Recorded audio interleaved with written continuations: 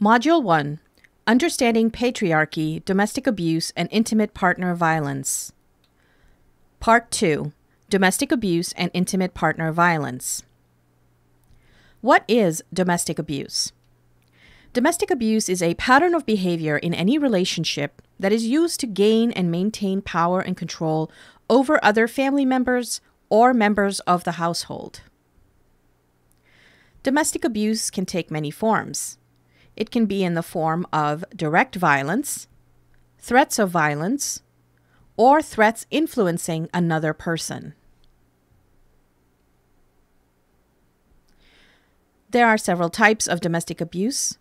They include physical abuse, sexual abuse, emotional or psychological abuse, financial abuse, and verbal abuse.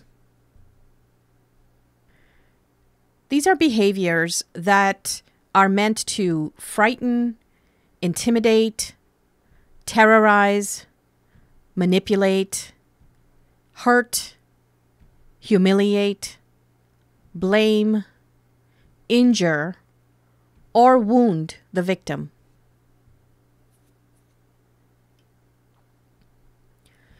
Domestic abuse is most common among intimate couples who are married or living together or dating. It can occur within any type of relationship, for example, parents and children, siblings, in-laws, grandparents, etc. Domestic abuse can happen to anyone of any race, any age, or sexual orientation, or religion, or gender. And domestic abuse does affect people of all socioeconomic backgrounds and educational levels. Domestic violence or domestic abuse is about power and control. It is not caused by family dysfunction, inadequate communication skills, women's provocation, stress, chemical dependency, lack of religion, lack of spiritual relationship to a deity, economic hardship, class practices, or racial or ethnic tolerance.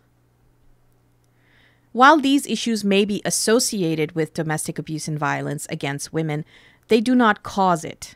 Removing these factors will not end domestic abuse and violence.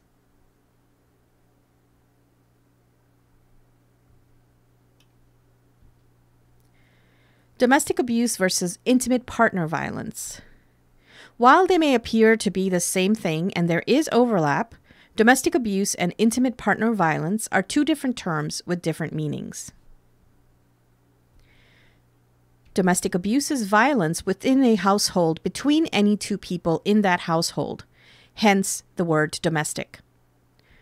Domestic abuse or violence can occur between parent and child, siblings, young and elderly, and even roommates. Intimate partner violence is violence that occurs between romantic or sexual partners who may or may not be living together in the same household. Intimate partner violence may also be referred to as intimate partner domestic violence if the people involved live together. Intimate partner violence is any behavior that one intimate partner uses to establish power and control over another current or former intimate partner. It can include physical violence, sexual violence, emotional abuse, financial control and abuse, psychological manipulation and abuse, verbal abuse, cultural abuse, spiritual abuse, reproductive abuse, and other forms of controlling behavior or threats.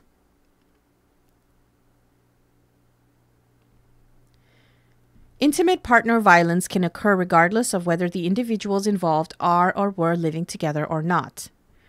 This distinction is what separates it from the term domestic abuse or domestic violence, which generally refers to acts or behavior occurring between residents within one single location.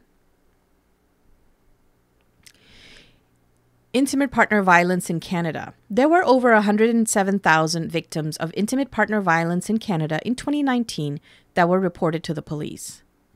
In the cases of 660 victims of intimate partner violence, a firearm was present. Women accounted for almost 8 in 10 victims of all such incidents, and they were even more likely to be the victim in the 660 incidents where a firearm was present. Only 30% of Canadians say police are aware of incidents where their spouse had been violent or abusive. This means that many incidents of family violence are never reported to the police. A Justice Canada study estimated the cost of spousal violence on Canadian society at $7.4 billion in 2009. Most were related to victim costs such as pain and suffering, counseling expenses, and legal fees for divorce, while the next highest costs were borne by third parties, for example, families, employers, and social services, and the criminal and civil justice systems, for example, police, courts, and corrections. Domestic abuse is about control and power. Controlling behavior is a way for the abuser to maintain dominance over the victim. Controlling behavior, the belief that they are justified in the controlling behavior, and the resultant abuse are the core issues in domestic abuse and violence. Domestic abuse is often subtle, almost always insidious, and pervasive. Examples of domestic abuse: calling or coming home unexpectedly to check up on the person. This may initially start as what appears to be a loving gesture, but soon becomes a sign of jealousy or possessiveness. Monitoring phone calls, using caller ID or other number monitoring devices, or not allowing the victim to make or receive phone calls.